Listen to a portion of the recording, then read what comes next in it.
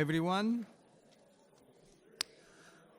and welcome to this new lecture of the Center for Ignatian Spirituality that we have entitled, Is Imagination Always Prayer?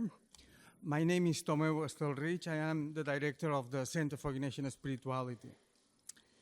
Many of you in this conference room or watching this video likely know that imagination plays a key role in Ignatian spirituality. Approximately 75% of the prayers suggested in the book of the spiritual exercises are contemplations.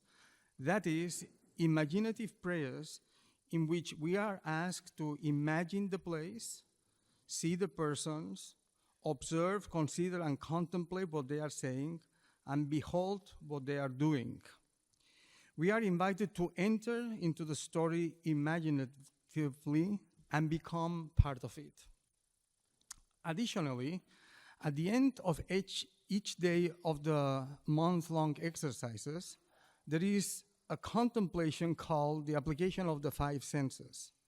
In this practice, we are asked to repeat those contemplations and, by the side of our imagination, see the persons, by our hearing, listen to what they are saying, smell the fragrance and taste the infinite sweetness and charm of each person being contemplated, and using the sense of touch, embrace, and kiss, so to speak, the places where the persons walk or sit.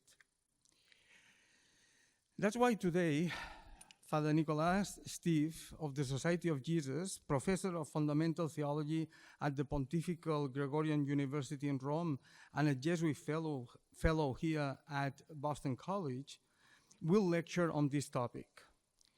He is a well-versed and expert in this subject, having studied imagination since his graduate studies at the Centre Sèvres in Paris and his doctoral dissertation at the Gregorian University.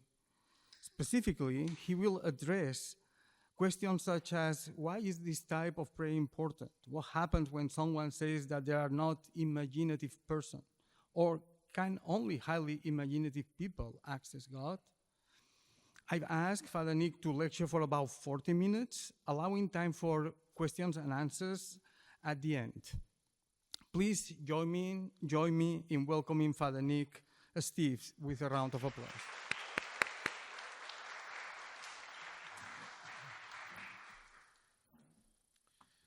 Good afternoon. Thank you, Tomeu and Center for Ignatian Spirituality, for the invitation to speak here, and thank all of you for your gracious presence at this talk. This is the image that Tomeu chose. That's not Ignatius. This is Don Quixote, surrounded, according to the imagination of the 19th century French artist Gustave Doré, by a ton of imaginary projects and beings. Is imagination always prayer? As Tomeu mentioned, for the past 11 years at the Pontifical Gregorian University in Rome, I've been blessed to teach a branch of systematics called Fundamental Theology. To be a little glib, the other branch of systematics, called dogmatics, is famous for giving answers, while we fundamental theologians often style ourselves as preferring questions. Hence, the form of my paper's title is Imagination Always Prayer, to which the flyer for today's talk added a few more questions based on an initial assessment. I'll repeat once again, Ignatius loves repetition, the words Tomeu just read out to you. First, the assessment. Imagination plays a key role in Ignatian spirituality, fueling much of the spiritual exercises. But are all imaginative musings prayer? Can only highly imaginative people access God? Or can the imagination feed everyone's beliefs and actions? I cannot give you a 360 today on the role the imagination plays in our spiritual lives. That would take a whole semester. It took 3 years of my doctoral studies. Nonetheless, walking with St. Ignatius Loyola, I'd like to offer you today a few insights on the place where imagination and prayer meet. If ever you feel so inclined, maybe these insights will enlarge, to use a verb that John Henry Newman liked a lot, enlarge your views and consolidate your grasp and practice of Ignatian spirituality. After my talk, which should last around 40 minutes, there will be a Q&A. I'm glad to see both students and professors at this talk, including a number of Jesuit confreres. I should factor this in to account for the fact that you have a probably pretty diverse experience of and also theoretical knowledge of the spiritual exercises in Ignatian spirituality, but our diversity is just going to be something I have to factor in now, and we can answer things, I can answer hopefully things in the questions that I'll just jump over as I'm talking. Is imagination always prayer? Where do we embark on the journey to explore this question? Our starting point is a paradox we can find in the history of Christian spirituality. On the one hand, we have Ignatius of Loyola, a highly imaginative man. That's what his autobiography teaches us, especially when we look at the time of his life after he was wounded by a cannonball in Pamplona. Thus, on the spiritual path Ignatius blazed for others, the imagination is key to relate to desire and choice. You probably all know that Ignatian discernment uses imaginative exercises to pray to God, chiefly pairing up scripture with concrete life situations. So, on the one hand, there is this first position. The church has a clear tradition where imagining and prayer go hand in hand. But another venerable Christian tradition strongly opposes using the imagination to pray. This tradition is rooted partly in the Bible, partly in philosophy. To go very quickly about this, on the one hand, in the Old Testament, the Decalogue forbids making images of God, while in the first Christian millennium, Neoplatonist streaks held that the imagination was the lowest degree of knowledge, one that had to be surpassed in order to reach higher cognitive levels. And so in this second tradition, lived out today, for instance, by our Orthodox and Eastern brothers and sisters, as well as a part of the Carmelite tradition, praying and imagination are like oil and water. So in a nutshell, some Christians think that you can pray with the help of the imagination, and others think you can't. Who's right? Let's take it step by step, and let me first give you two definitions right now to make plain what I'm talking about. One is a definition of the imagination, and the other a definition of prayer. Following in the steps of New York Jesuit Father Bill Lynch, I define the imagination as that which in us receives and forms images of things and people. Its task is to imagine the real. It took me 2 years to get to this definition. So, the imagination on the one hand is a simple thing, one we all more or less possess. It receives and forms images. Additionally, as Christians, we hold that the Christ-infused imagination's task is to imagine the real. Why is this important? Because there is a kind of imagination, I'm sure we're all familiar with it, that takes us out of reality, first into daydreaming, then into the unreal, and ultimately into death. But there's also another kind of imagination that helps us know the real beneath the surface. That's the imagination Jesus uses in the Beatitudes, for instance. An imagination that makes us discover things, that makes us give them meaning, that makes us act, imagining good things we might do. An imagination that ultimately, but also daily, leads us into life.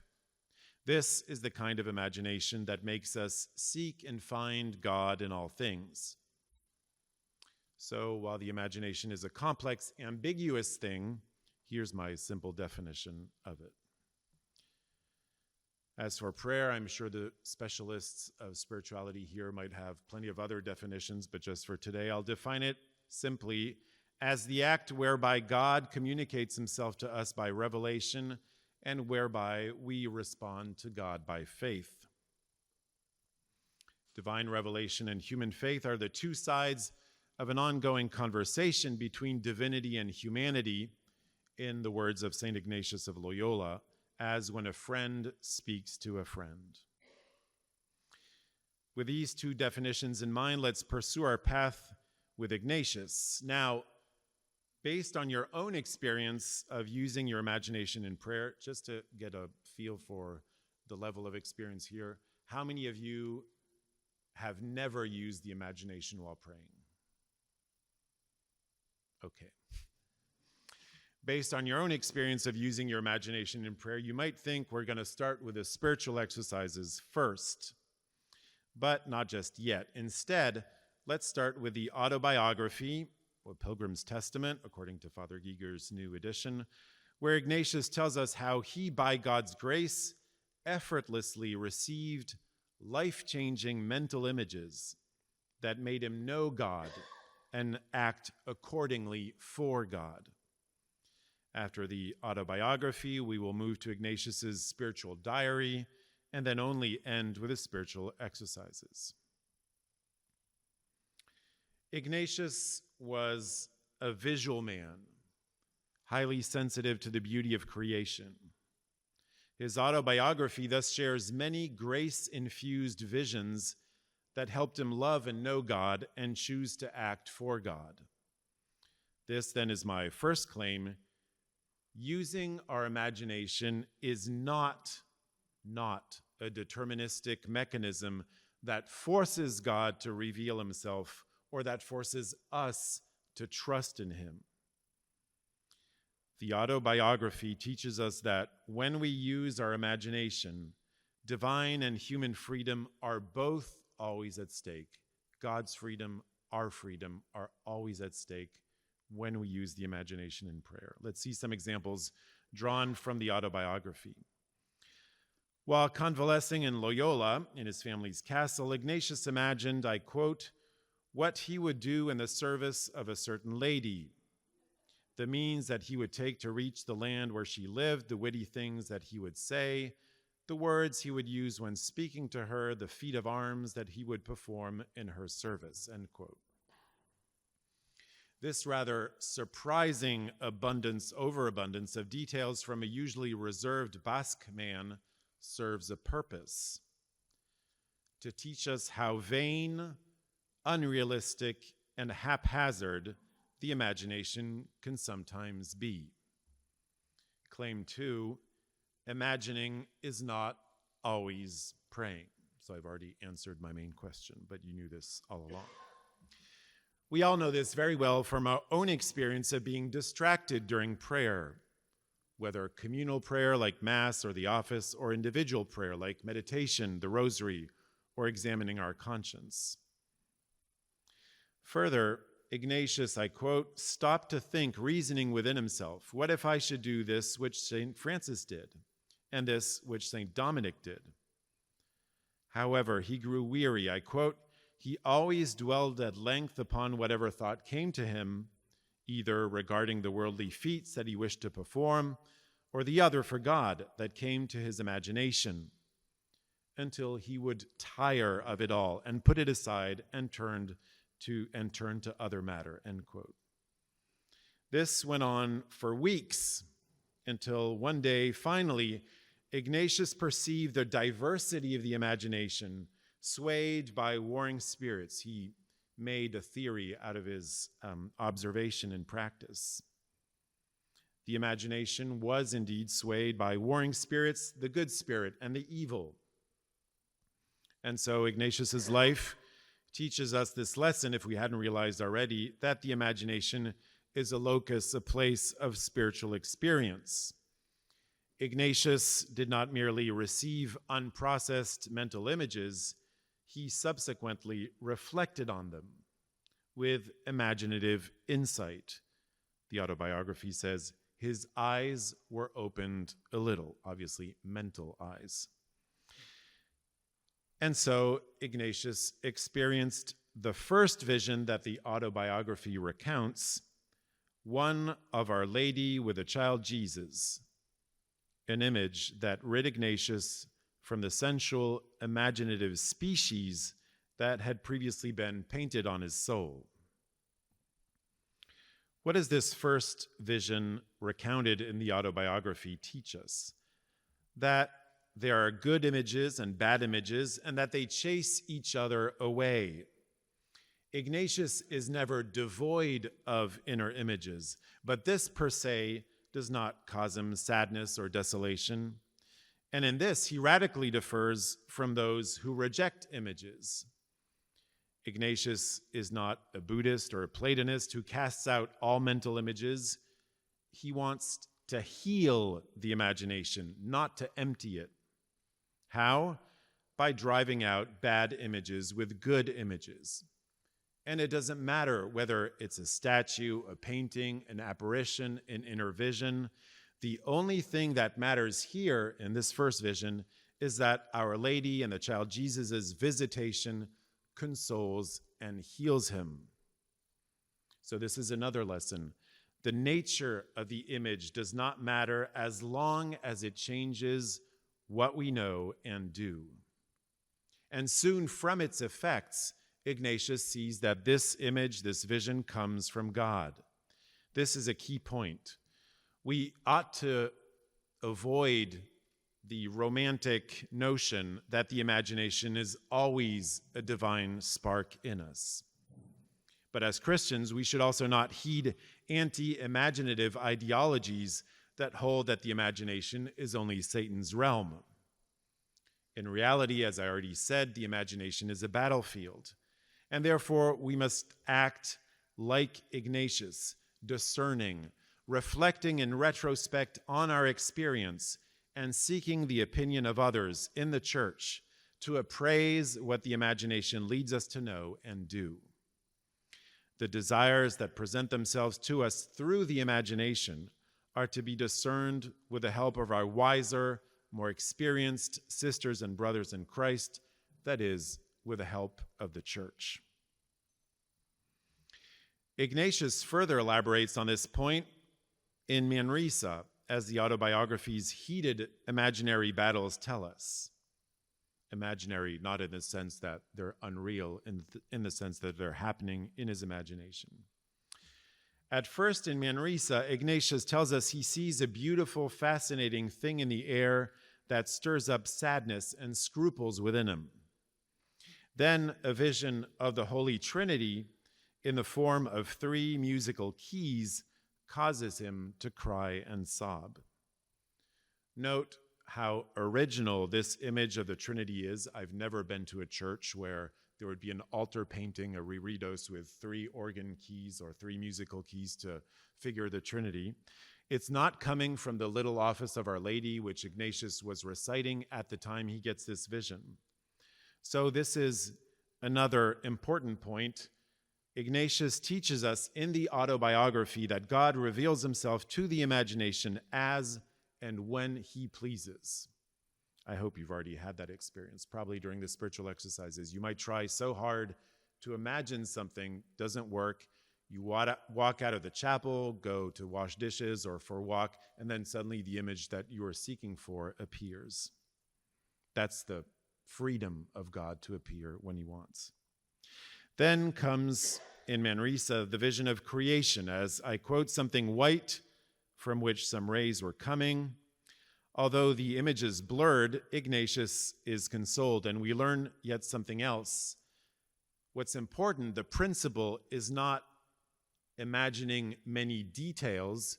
For instance, Ignatius gives no details whatsoever of the apparition, the vision of Our Lady and the child Jesus.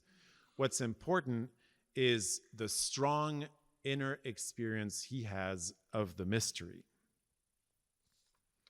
The same goes then for the image of Christ's real presence in the Eucharist, as I quote, something like white rays coming from above, or for Christ's humanity, which Ignatius sees, I quote, as a white body, neither very large nor very small, but he did not see any distinction of members. That's crazy. How can you see Jesus's humanity without seeing members? but yet Ignatius knows that's what it is, and it consoles him. Sometimes Christ's humanity appears as a radiant, sunlit monstrance. In a nutshell, what we learn is that God can be revealed via the imagination through a blurred but radiant figure. Finally, if you know Balthasar, Hans Urs Balthasar's theology of the imagination of vision, this is a difference between the figure, the Gestalt, and the radiation that comes out of the figure, the Glanz in German. Finally comes the illumination at the river Cardner, where Ignatius now gains understanding of many spiritual things. What he receives there by the river confirms his faith forever, to the point that he was, I quote, resolved to die for the things he learned at the river, solely because of what he'd seen, even if there were no scriptures to teach us these matters of faith. So this is another way the imagination can help us when we're praying. It gives weight, conviction, persuasiveness, and reality to that which we believe. And this effortlessly on our part. Here in the autobiography, in all of these visions at Manresa and the Cardner, Ignatius is receiving all of these images passively. And so even if at the end of his stay in Manresa, the seductive, shiny thing in the air returns, by now Ignatius knows how to cast it out. His imagination has been converted by what the visions have revealed to him. So it's not Ignatius who deducts spiritual knowledge by his reasoning or by his own spiritual activity. It's God instead who reveals himself to Ignatius through his imagination. Now, of course, such revelations could be wrong, but by now Ignatius possesses a better sense of discernment and a strong sentire cum ecclesia. And so now, even outside prayer, God can come to enlighten Ignatius's imagination by revealing himself to him. This begs a question. In order to communicate himself, in order to reveal himself, does God always have to make us humans imagine something? Let's now move to Ignatius's spiritual diary, which is going to teach us another paradox. God can reveal himself to us through our imagination, even in the absence of any image. Ignatius's spiritual diary is a sheaf of paper with cryptic handwritten notes on his prayer life. I only found a picture of it on this French edition. There are only a very few pages of it that are left today because Ignatius burned almost all of them at the end of his life. But what is left teaches us something about the 2 months of February and March 1544, when Ignatius tried to discern which rules of poverty would suit the nascent society of Jesus. Maybe in this splendid Gasson Hall, it's kind of difficult to imagine he did that, but yeah, he did discern about that.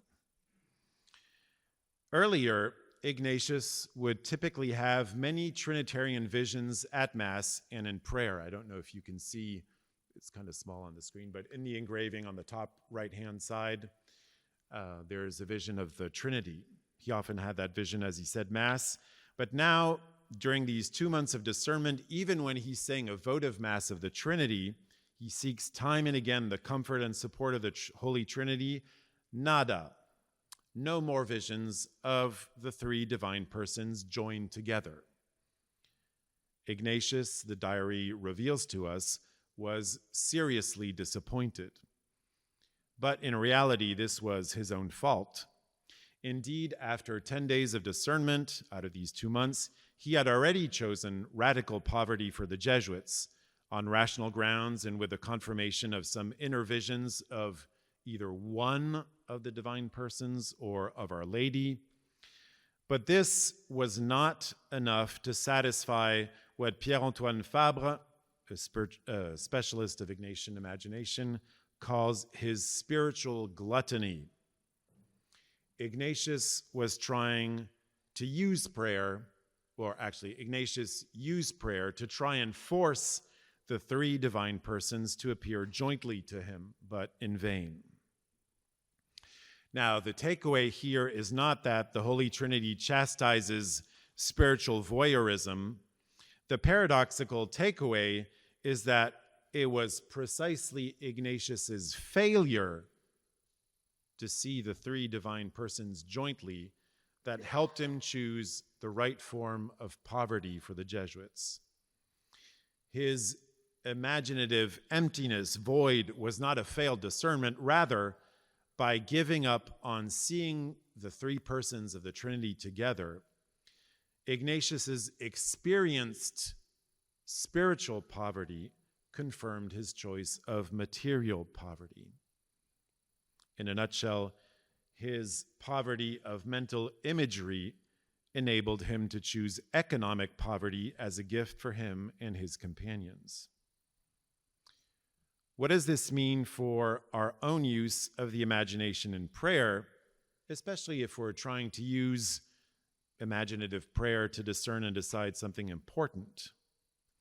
It means that what we imagine, the content of our imaginative prayer, however wild or lame, full or empty, doesn't really count. What really matters is that we let ourselves be informed, conformed, formed from within, formed with Christ to be like him, the incarnate Word. So this is a key point. It's an extreme point, but it's key. Even without the faintest image, God can communicate himself through our imagination, even in a complete emptiness, and lead us to discern soundly and take good decisions. This is an extreme point. Let's not get carried away. In fact, Ignatius did receive visions during those 2 months. Simply, they were not the ones he'd expected. Ignatius had to learn the hard way to respect God and God's freedom. So we can draw a spiritual lesson from this. Our imagination, our own imagination, should never be voyeuristic, gluttonous, or frenzied. Using the imagination is merely a means to help us pray, to receive the divine revelation, to respond with faith. A powerful means, but also at times a poor means. Oftentimes we can imagine nothing of or about God, and then we become frustrated. But Ignatius's spiritual diary tells us that an impoverished imagination taught him to quit his romantic view of the poor. As a nobleman, he had ideas about what poor people should be like. But instead of projecting that onto Jesuits' poverty, Ignatius became more creative, more obedient, more faithful. He understood what the poor really were in God's eyes and how God loved him. And so his choice of poverty was infused with love and realism.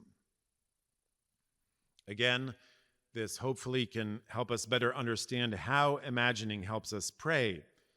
Images are a means towards knowing the Creator and his creation and standing on their side to act. Both divine and human freedom must always be respected in prayer, and this may sometimes require the humiliation of our not being able to imagine anything. So again, this is a good example of how a passive imagination, just as in Ignatius's experience recounted in the autobiography, a passive imagination can help us encounter God by receiving images or the absence of images that defeat our active imagination's expectations. Now let's look at how Ignatius transmitted his experience to others through the spiritual exercises, detailing a more voluntary, active use of the imagination. I imagine, pun intended, that you're more familiar with this.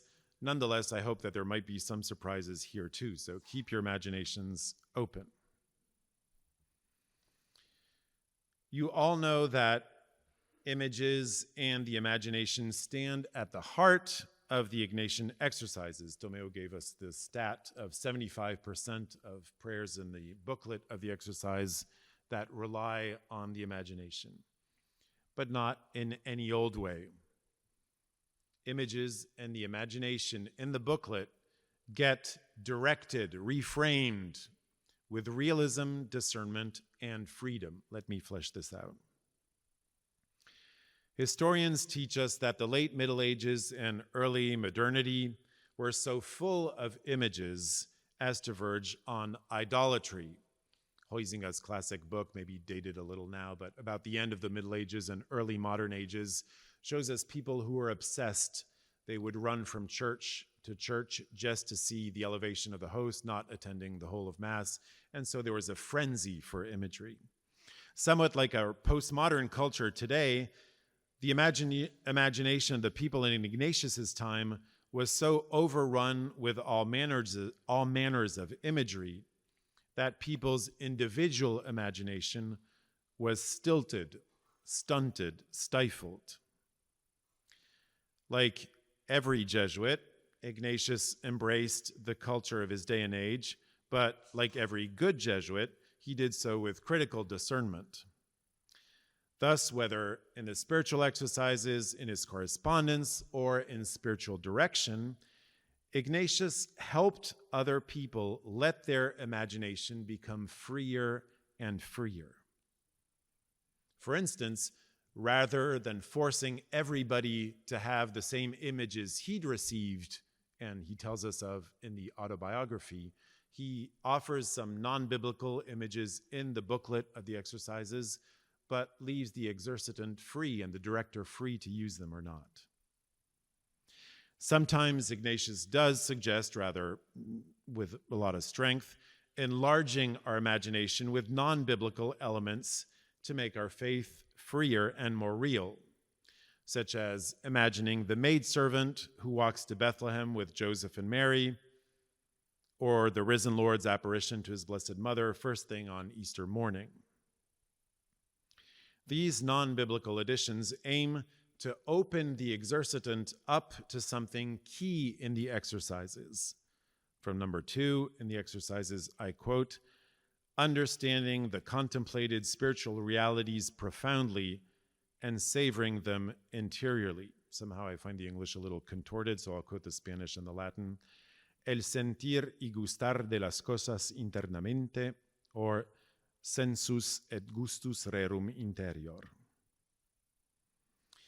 If you don't believe me, let me quote number 112 of the exercises, the composition of place for the contemplation of the Nativity. I quote, "To see in imagination the road from Nazareth to Bethlehem, consider its length and breadth, whether it is level or winds through valleys and hills."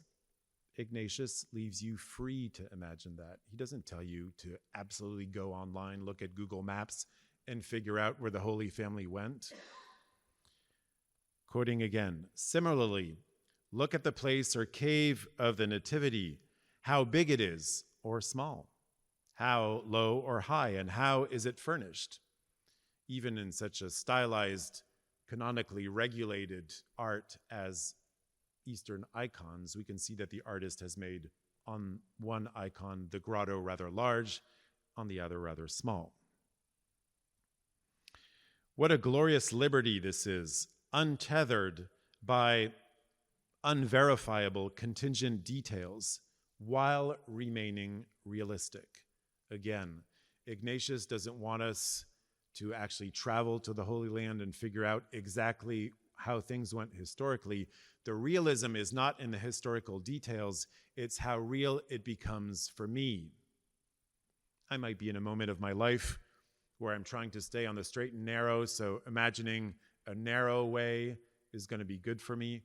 Or I might be in a time of my life where I want to enlarge my horizons, and then a wide path, a flat path, is going to be better. It makes the faith more real for me.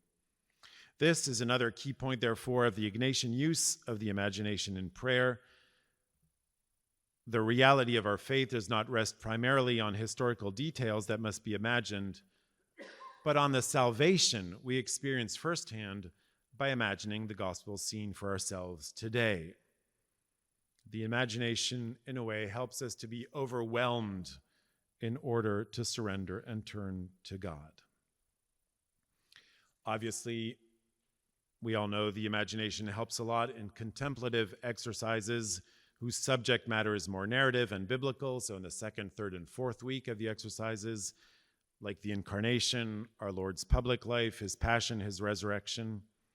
But Ignatius suggests using the imagination even in the first week in drier, more meditative, non-biblical exercises, such as the exercise on sin and hell. I won't go into detail here. We can go back to this later. What is important is to understand that the imagination helps reveal reality to us, to make us feel and taste it internally.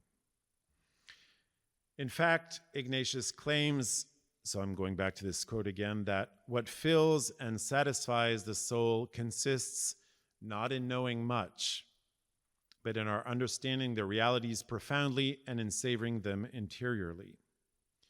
This could well be the heart of the spiritual exercises. The scope of doing these exercises is not to heap up more intellectual knowledge, but to get an inner sensory experience of the redemption using the 5 senses of the imagination. So I'm going to conclude on this. What are these senses and what role do they play?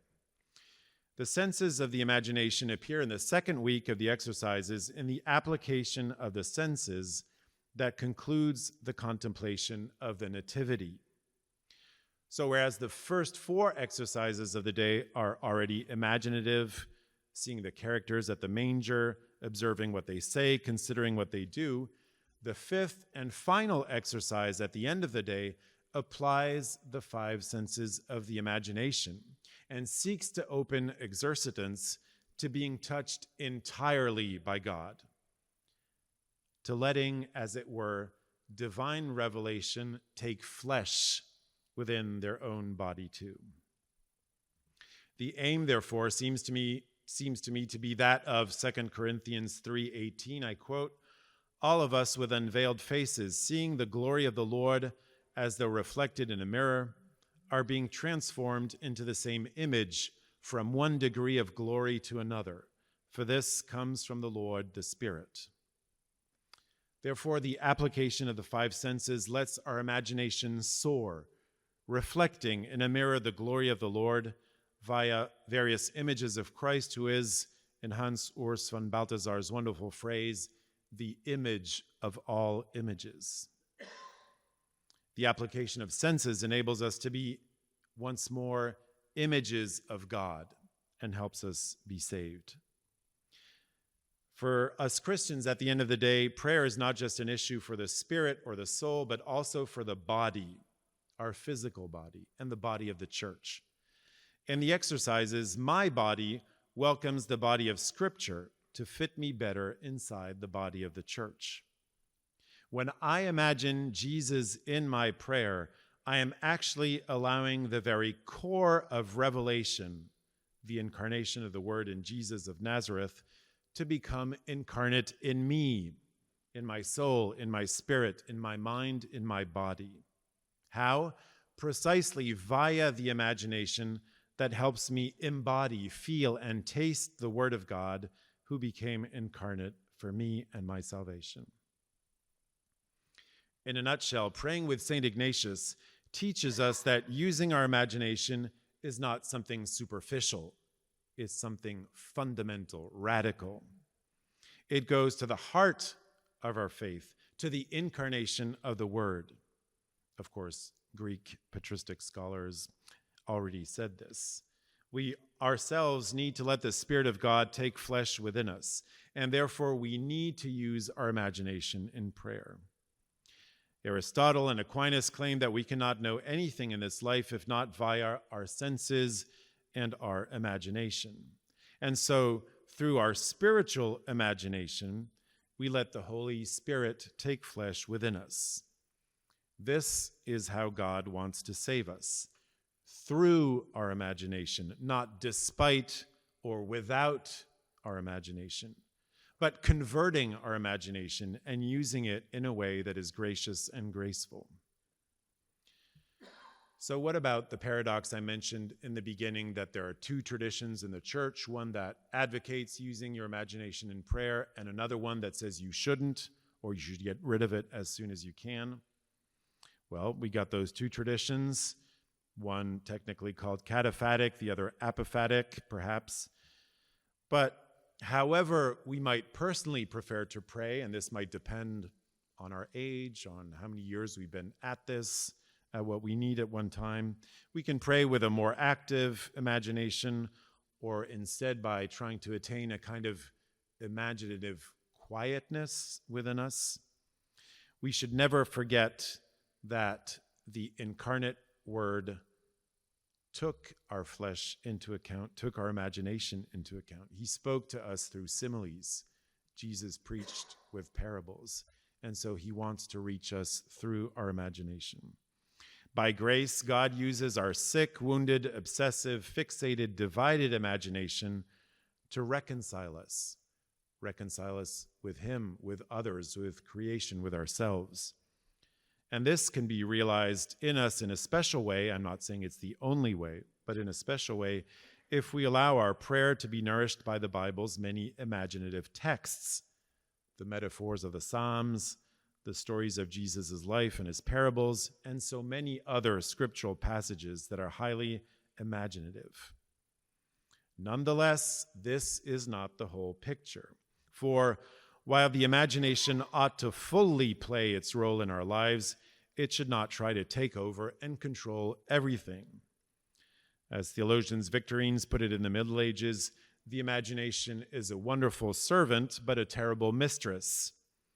We must bear this in mind. However much or little we use our imagination for contemplation, we will never in this life get full access to the infinite mysteries of the divine or of the human. And so we should train our imagination so that it becomes Christ-like, humble, and always ready to serve. Only then will praying and imagining go hand in hand to save us by the grace of God. Thank you for your attention.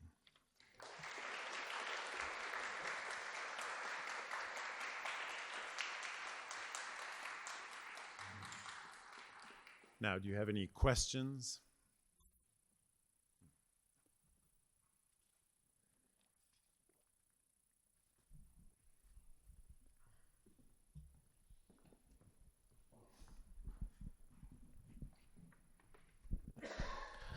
Thank you much for the talk. You mentioned the word contemplation about twice or thrice in your presentation, and I'm curious if you can help me clear this in my mind, if there is a qualitative difference between imagination and contemplation as spiritual practices, because I'm assuming maybe that's the confusion I have. If you can help me clear that, thank you. Do you mean just in the Ignatian tradition or a more general sense of contemplation? I'm looking at both as spiritual practices. So I think in the contemplation, I don't know how much it features in the Ignatian tradition, which I'm not familiar with, but I'm thinking about maybe contemplation from the Martonite sense, and is there a bridge between the two, or is there is a qualitative difference between them? Mm-hmm. So in the Ignatian tradition, in the booklet of the spiritual exercises here, contemplation, as Ignatius uses that term, is always linked to the imagination. So that's just his way of presenting things. Then more in general, you might speak with Professor Brian Robinette here at BC, for instance. So he studies contemplative prayer through other means than using your imagination. So it really depends how you want to define contemplation. I can be corrected by the specialists of Greco-Roman tradition here, but if I remember correctly, the contemplare is to trace the kind of framework in the ancient Roman religion and look at how the birds, for instance, fly through that frame and then try to guess the future based on this. So contemplation is both a passive and an active element of our prayer life. Obviously, as Christians, we have a different approach to the pagan one. But yeah, in general, in the Ignatian tradition, it's linked to the imagination. In other traditions, clearly Carmelite or Eastern Orthodox, or it is not. However, icons, for instance, might be a support for this, or nature could be a support. However, I think that total emptiness should not, in general, be the Christian way to go forward. Here. Hi, thanks. Really very cogent presentation. Thank you for that. I'd love it if you could say a little bit more about one of the last points you made about the training of the imagination. And I'm thinking specifically, here we are at a Jesuit university. We've got a tradition that, certainly from my perspective, is trying to do that. But I'd love to hear you say a little bit about how you see the training of imagination as part of what we who are involved in Jesuit education ought to be thinking about. Mm-hmm. So one thing I always like to remind folks who are involved in Ignatian imagination and discernment of spirits, is that this tradition started way before Ignatius. In the Old Testament and the New Testament, we got plenty of criteria to figure out if the visions and the words that a prophet is having are those of a real prophet or a false prophet. St. Paul also gives us a ton of criteria: charity, unity with the church, to discern whether somebody in the church is really a true Christian believer or not. This tradition went through monastic life, hermits, the Franciscans.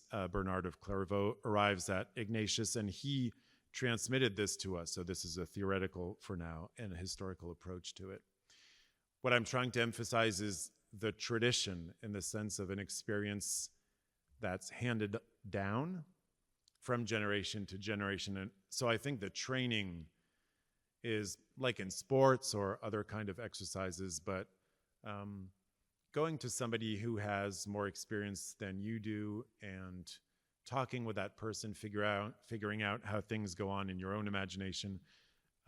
I think more concretely here at BC, through the wonderful people at the Center for Ignatian Spirituality, through other initiatives more geared towards students, the first being more for faculty and staff. There's a lot of ways that I think one can be helped to train the imagination, to take it both seriously and also not too earnestly, to have a kind of Christ-like irony when it comes to the imagination.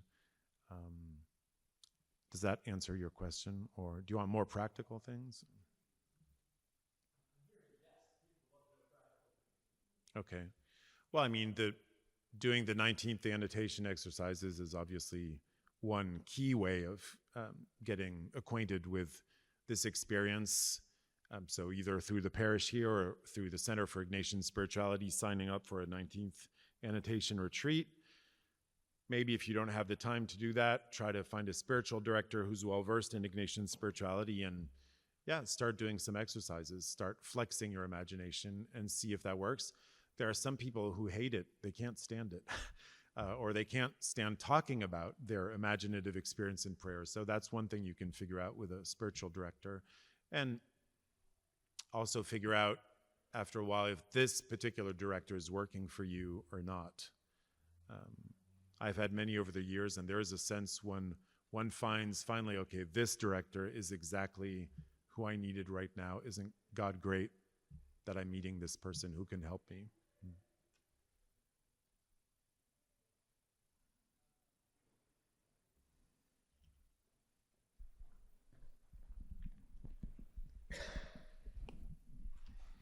Is there any role for differentiating among imagination, fantasizing, delusional thinking, and outright psychosis? Mm-hmm.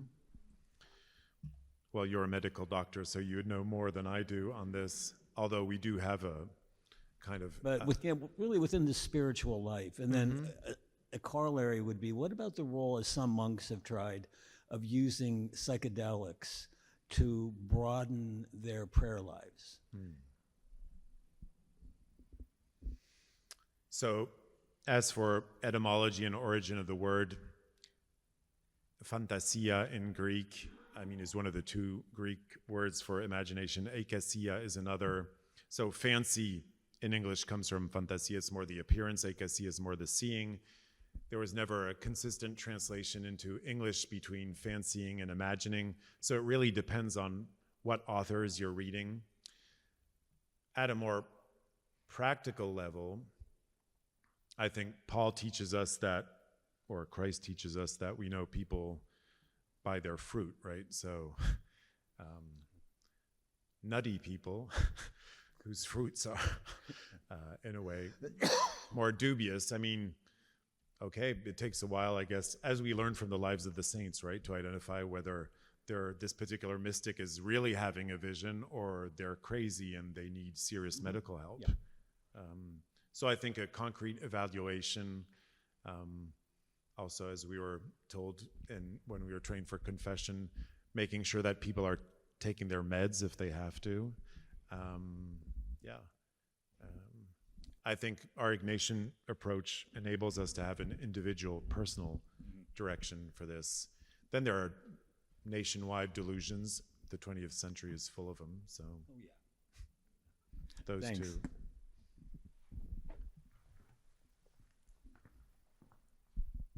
Thank you so much. As you already alluded to, people start with different levels of ability to access imaginative prayer and preferences. Do you think that imaginative prayer is accessible to everyone in that, like you said, it's a muscle that we can flex and that everyone can get better at? And is there a certain reason why maybe we should direct people in that way? Like, do we have an embodied experience of God through imagination that we can't have through other forms of prayer? And I'm sort of asking, like, as a social work clinician, you know, trying to incorporate this into my practice, is there a benefit for people that's unique? Mm-hmm. So there are certainly different spiritual traditions within the church, kind of analogically, but Ignatius goes with this analogy of sports the same way there are different sports, right? So depending on what your goal is and what you want to do, you're attracted to one sport or the other. It works for you, doesn't work for you.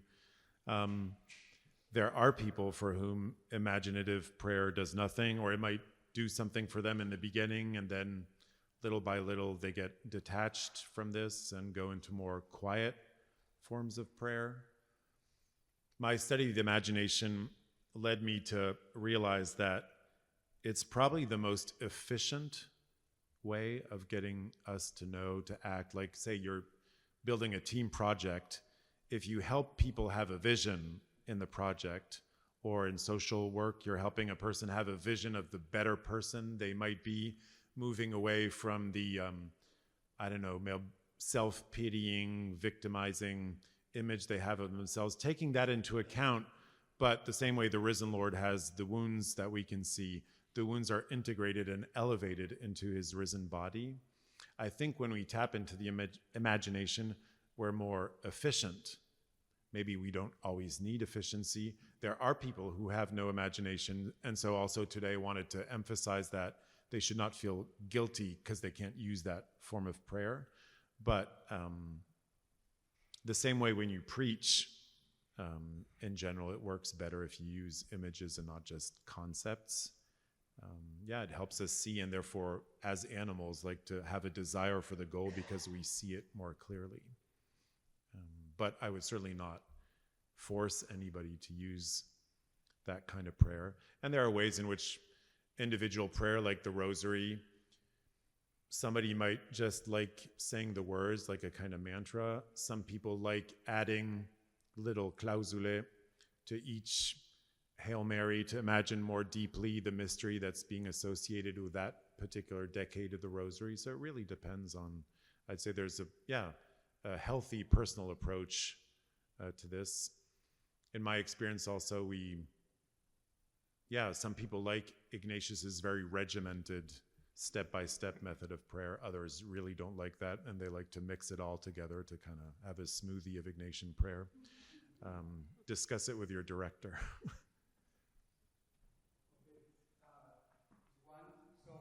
We are going to finish here. I'm sorry, but we are going to finish here because it's already time. So thank you very much for being today in this room, and very soon there will be more lectures to come. Thank you.